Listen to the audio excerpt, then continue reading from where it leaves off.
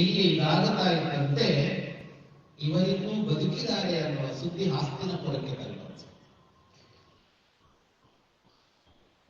ಸತ್ತೋಗಿದ್ದಾರೆ ಅಂತ ಅಂದುಕೊಂಡಿದ್ದವರು ಬದುಕಿದ್ದಾರೆ ಅಂತ ಅಂದಾಗ ಕೆಲವರಿಗೆ ಸಂತೋಷ, ಕೆಲವರಿಗೆ ದುಃಖ, ಎರಡೂ ಆಗುತ್ತೆ. ಕರೆಸಿಕೊಳ್ಳಬೇಕು, ಬದುಕಿದ್ದಾರೆ ಅಂತ ಆದ ಮೇಲೆ ಇವರಿಗೆ ಆಮಂತ್ರಣ ಬರುತ್ತೆ, ವಿದುರ ಬರ್ತಾನೆ, ಹೋಗ್ತಾರೆ ಹಸ್ತಿನಪುರಕ್ಕೆ.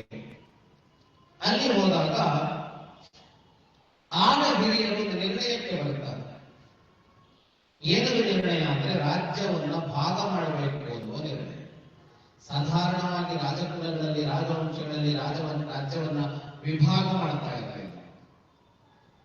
ಹಿರಿಯ ಮಗನನ್ನ ರಾಜನನ್ನಾಗಿಸ್ತಾ ಇದ್ದಾರೆ. ಹಿರಿಯ ಮಗನೇ ಆಗಲೇಬೇಕು ಅಂತ ಶಾಸ್ತ್ರವೂ ಅಲ್ಲ, ನಿಯಮವೂ ಅಲ್ಲ, ಕಾನೂನು ಅಲ್ಲ. ಆದರೆ ವಿವಾದ ಬರಬಾರದು ಅನ್ನೋದಕ್ಕಾಗಿ ಒಂದು ಪದ್ಧತಿ, ಜ್ಯೇಷ್ಠ ಪುತ್ರ ಸಿಂಹಾಸನ ಏರಲಿ. ಆದ್ರೆ ಈಗ ಯಾರು ಏರ್ಬೇಕು? ಈಗ ಸಿಂಹಾಸನಾರೂಢನಾದ ಧೃತರಾಷ್ಟ್ರ ಮತ್ತವನ ಮಗನಿಗೆ ಸಿಂಹಾಸನದ ಆಕಾಂಕ್ಷೆ ಇದೆ. ಅವನನ್ನ ಏರಿಸಿದ್ರೆ ಇವರಿಗೆ ಅನ್ಯಾಯ. ಯುಧಿಷ್ಠಿರನನ್ನ ರಾಜನನ್ನಾಗಿಸಿದ್ರೆ ಕುಟುಂಬ ಒಡೆಯುತ್ತೆ.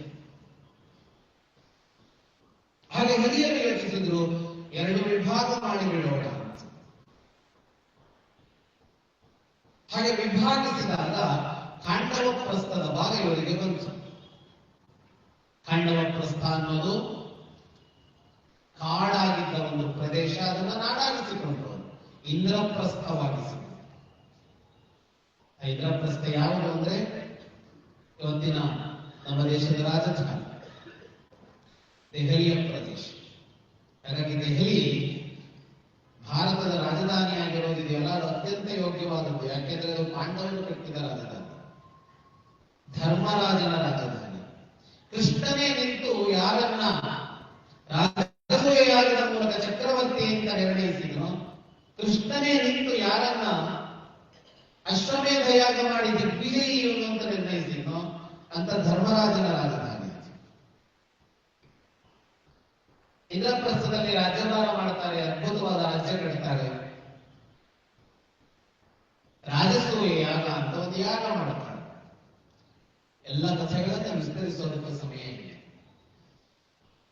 ಆ ಯಾಗದಲ್ಲಿ ಜಗತ್ತನ್ನ ಗೆಲ್ಲಬೇಕು, ಗೆದ್ದಿರುತ್ತಾರೆ. ಯಾಗ ನಡೆಯುವಾಗ ಇವರು ಗೆದ್ದು ಬಂದ ರಾಷ್ಟ್ರಗಳಿಂದ ಕಪ್ಪ ಕಾಣಿಕೆಗಳನ್ನ, ಉಡುಗೊರೆಗಳನ್ನ ತಂದು ಒಪ್ಪಿಸುವ ಕ್ರಮ. ಎಲ್ಲರೂ ಬಂದಿರ್ತಾರೆ, ಹಸ್ತಿನಪುರದವರು ಬಂದಿರ್ತಾರೆ, ಹತ್ತಿರದ ಬಂದವರು ಬರಲೇಬೇಕಲ್ಲ.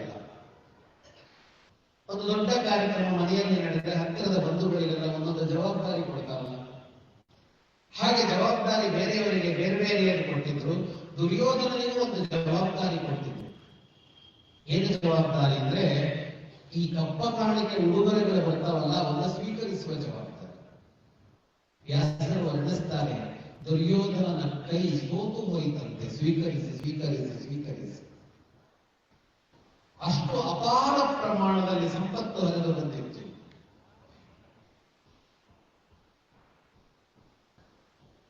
ಅದು ದುರ್ಯೋಧನನ ಕಣ್ಣು ಕುಟ್ಟಿತು.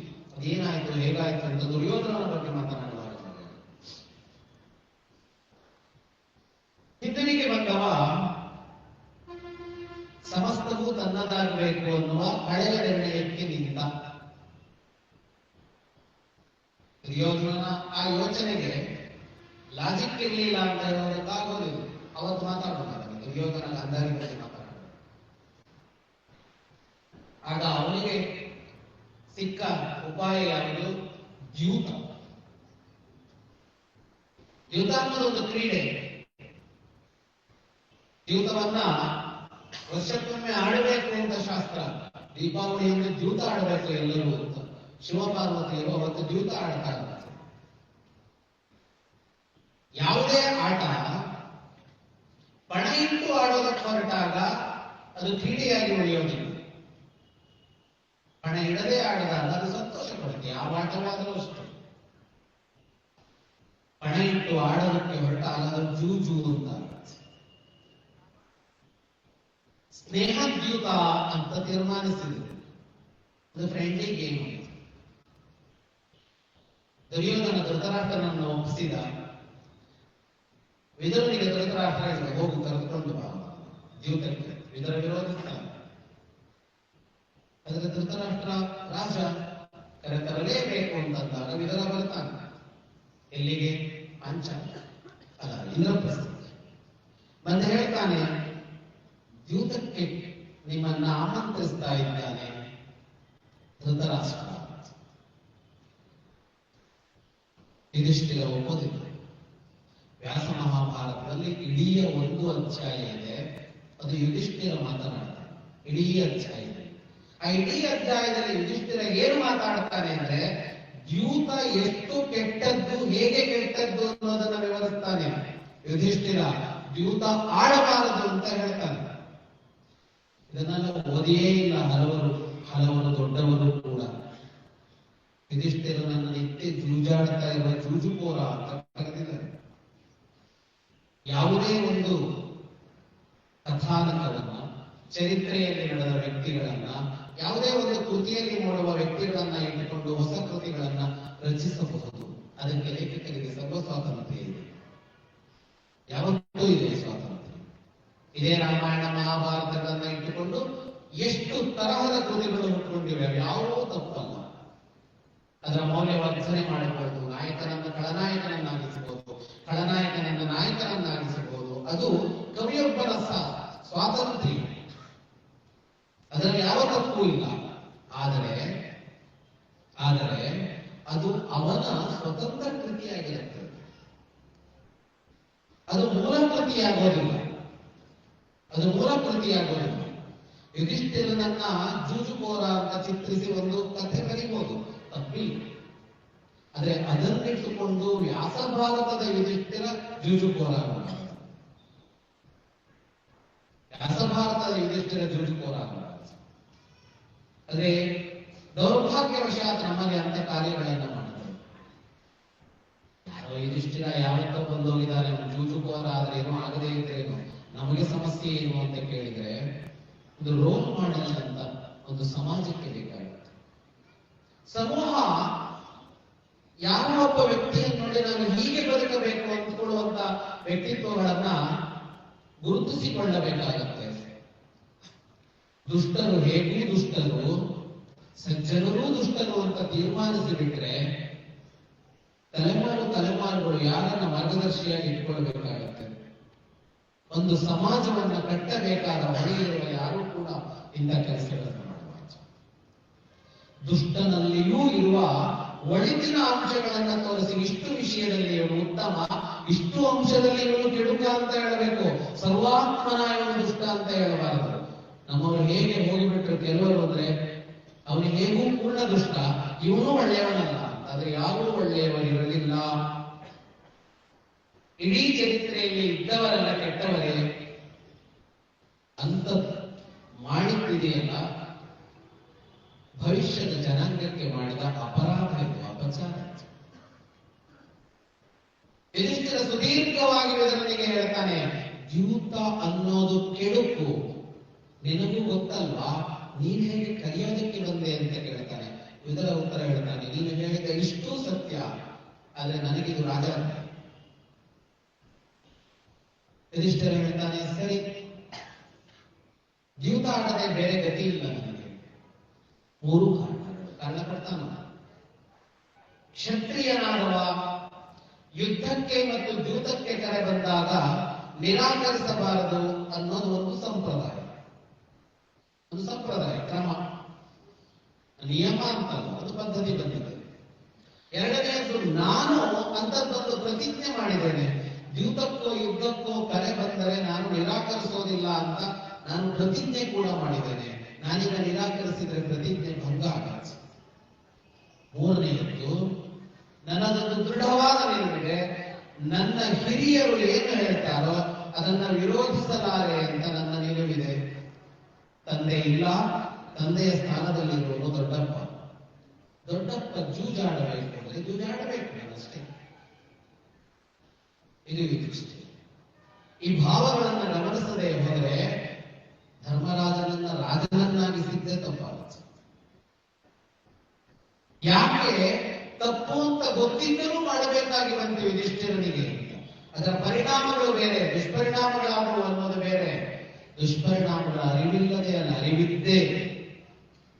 ವ್ಯಾಸರು ಸ್ಪಷ್ಟವಾಗಿ ಬರೀತಾರೆ, ಇಂದ್ರಪ್ರಸ್ಥಕ್ಕೆ ಮತ್ತೆ ಹಿಂದಿರುಗುವ ಸಂಭವವಿಲ್ಲ ಅಂತ ಅಂದುಕೊಂಡೇ ಯುಧಿಷ್ಠಿರ ಹೊರಟಂತೆ. ಅಲ್ಲಿ ಹೋದರು, ಜೀವಿತ ನಡೀತು, ನಡೆಯಬಾರದೆಲ್ಲ ನಡೀತು. ಜೀವಿತ ಮಾತ್ರ ನಡೆದಿದ್ರೆ ಸರಿ, ಆದರೆ ಬೇರೆ ಏನು ನಡೀತಲ್ಲ. ದ್ರೌಪದಿಯ ಬಗ್ಗೆ ಮಾತನಾಡುವಾಗ ನೋಡೋಣ ಅದೇನು ನಡೀತು. ಕೈಗಟ್ಟಿ ಕುಳಿತಿದ್ದ ಯುಧಿಷ್ಠಿರ,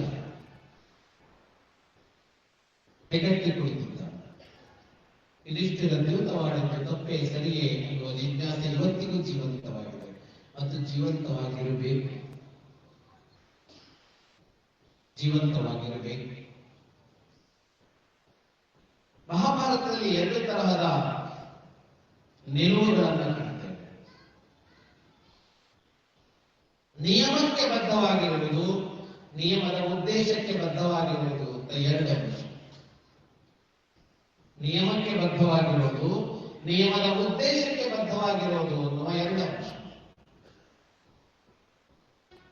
ಭೀಷ್ಮ, ಯುಧಿಷ್ಠಿರ ಇವರು ನಿಯಮಕ್ಕೆ ಬದ್ಧರಾಗಿರುವುದು. ಹೀಗೆ ಕಾನೂನಿದೆ, ಅದನ್ನು ಪಾಲಿಸ್ತೇವೆ. ಹೀಗೆ ಕಾನೂನಿದೆ, ಅದನ್ನು ಪಾಲಿಸ್ತೇವೆ. ಕೃಷ್ಣ ಮತ್ತು ವಿದುರ ಇದಕ್ಕೆ ಭಿನ್ನ ನಿಲುವಿದೆ. ನಿಯಮವನ್ನೆಲ್ಲ ಪಾಲಿಸಬೇಕಾದದ್ದು, ನಿಯಮ ಯಾಕೆ ಬಂತೋ ಆ ಉದ್ದೇಶವನ್ನ. ಇವತ್ತಿಗೂ ಇದೇ ಚರ್ಚೆ ಜೀವಂತ. ನ್ಯಾಯವಾದಿಗಳಿದ್ದೀರಿ, ಒಂದು ಕಾನೂನನ್ನ ನೀವು ಮಂಡಿಸುವಾಗ ನ್ಯಾಯಾಲಯದಲ್ಲಿ ವಾಕ್ಯಗಳ ಆಧಾರದ ಮೇಲಲ್ಲ, ಈ ಕಾನೂನು ತಂದಿದ್ದು ಇಂಥ ಕಾರಣಕ್ಕೆ, ಅದು ಇಲ್ಲಿ ಮುರಿತಾ ಇದೆ ಅಂತ ಮಾತನಾಡುತ್ತೀವಿ. ಅಂತದಕ್ಕೆ ಇವತ್ತು ಅವಕಾಶ ಇದೆ. ಮೊನ್ನೆ ಯಾವುದೋ ಇನ್ಸ್ಟಾಗ್ರಾಮ್ ನಲ್ಲಿ ಒಂದು ರೀಲ್ಸ್ ನೋಡ್ತಾ ಇತ್ತು. ಒಬ್ಬ ಇನ್ಸ್ಪೆಕ್ಟರ್ ಆಗಿ ನೇಮಕಾದ 4 ದಿವಸ ವಜಾ ಅಂತೆ. ಅವ್ರು ಗೆಳೆಯ ಕೇಳಿದ, ಯಾಕೆ ಸಸ್ಪೆಂಡ್ ಮಾಡಿದ್ರು ನಿನ್ನ? ಇಲ್ಲ, ನಾನೊಂದು ಟ್ರಾಫಿಕ್ ಡ್ಯೂಟಿ ಹಾಕಿದ್ರು, ಒಂದು ವಾಹನಕ್ಕೆ ದಂಡ ಹಾಕದೆ, ಅದಕ್ಕೆ ನಾನು ಸಸ್ಪೆಂಡ್ ಮಾಡಿದ್ರು ಅಂತ. ಅವ್ರಿಗೆ ಕೇಳಿದೆ, ಯಾಕೆ ದಂಡ ಹಾಕಿದೆ? ಅಲ್ಲ, ಅದು ರಾಂಗ್ ಸೈಡ್ ಅಲ್ಲಿ ಬರ್ತಾ ಇತ್ತು, ದಂಡ ಹಾಕಿದೆ. ಗೆಳೆಯ ಕೇಳಿದ, ರಾಂಗ್ ಸೈಡ್ ಅಲ್ಲಿ ಬಂದ್ರೆ ದಂಡ ಹಾಕೋಕೆ ಅಂತಲ್ವಾ ನೀನ್ ನಿಲ್ಸಿದ್ದು, ಸಸ್ಪೆಂಡ್ ಯಾಕೆ ಮಾಡಿದ್ರು ಅಂತ. ಇಲ್ಲ, ಅದು ಆಂಬ್ಯುಲೆನ್ಸ್ ಆಗಿತ್ತು. ಎಡಕ್ಕೆ ಹೋಗಬೇಕು, ಬಲಕ್ಕೆ ಹೋಗಬೇಕು ಅನ್ನುವ ನಿಯಮ. ಅನಿವಾರ್ಯ ಕಾರಣಗಳಲ್ಲಿ ಒಂದು ಆಂಬ್ಯುಲೆನ್ಸ್ ನಿಯಮ ಮುರಿದು ಹೋಗಬಹುದು ರಸ್ತೆ ಇದೆ, ಅದಕ್ಕೆ ದಂಡ ಹಾಕೋಲ್ಲ, ಅದು ಅಪರಾಧ ಅಲ್ಲ. ಯಾಕೆ ಅಪರಾಧ ಅಲ್ಲ? ಏನ್ ಆಂಬ್ಯುಲೆನ್ಸ್ ಒಂದೇ ಹೇಳಿ, ಆಂಬ್ಯುಲೆನ್ಸ್ಗಿಂತ ಜಾಸ್ತಿ ದುಡ್ಡು ಕೊಟ್ಟು ತಗೊಂಡಿದ್ದೀನಿ ನಾನು ಕಾರಣ. ನಿಮ್ಮ ಆಂಬ್ಯುಲೆನ್ಸ್ಗೆ ಎಷ್ಟು ರೇಟ್ ಇದೆಯೋ ಅದ್ರ 10 ಪಟ್ಟು ರೇಟ್ ಕೊಟ್ಟು ತಗೊಂಡಿದ್ದೀನಿ. ನನಗೆ ಯಾಕಿಲ್ಲ ಇದು ಅಂದ್ರೆ? ಯಾಕಿಲ್ಲ ಅಂದ್ರೆ, ಎಡಕ್ಕೆ ಹೋಗಬೇಕು, ಬಲಕ್ಕೆ ಹೋಗಬೇಕು ಅಂತ ನಿಯಮ ಮಾಡಿರೋದು ಯಾಕೆ ಅಂದ್ರೆ, ಸುಮ್ಮನೆ ಎಡಕ್ಕೆ ಹೋಗಿ ಬಲಕ್ಕೆ ಹೋಗಿ ನೋಡಕ್ ಚಂದ ಕಾಣಿಸುತ್ತೆ ಅಂತಲ್ಲ, ಜೀವಹರಣ ಆಗಬಾರದು ಅಂತ ಮಾಡಿರೋದು ನಿಯಮ. ನೀವು ಬೇಕಾಬಿಟ್ಟು ಹೋದ್ರೆ ಆಕ್ಸಿಡೆಂಟ್ ಆಗಿ ಸಾಯ್ತೀರಿ, ಒಂದು ಕ್ರಮದಲ್ಲಿ ಹೋಗಿ ಅಂತ. ಆಂಬ್ಯುಲೆನ್ಸ್ ಜೀವ ರಕ್ಷಣೆಗಾಗಿಯೇ ನಿಯಮ ಉಲ್ಲಂಘಿಸಿದರೆ ಅದು ಅಪರಾಧ ಆಗುತ್ತಿಲ್ಲ, ಅದು ತಪ್ಪಾಗುತ್ತಿಲ್ಲ. ಇಲ್ಲಿ ನಿಯಮ ಭಂಗ ಆಗಿರಬಹುದು, ನಿಯಮದ ಉದ್ದೇಶ ಭಂಗವಾಗಿದೆ.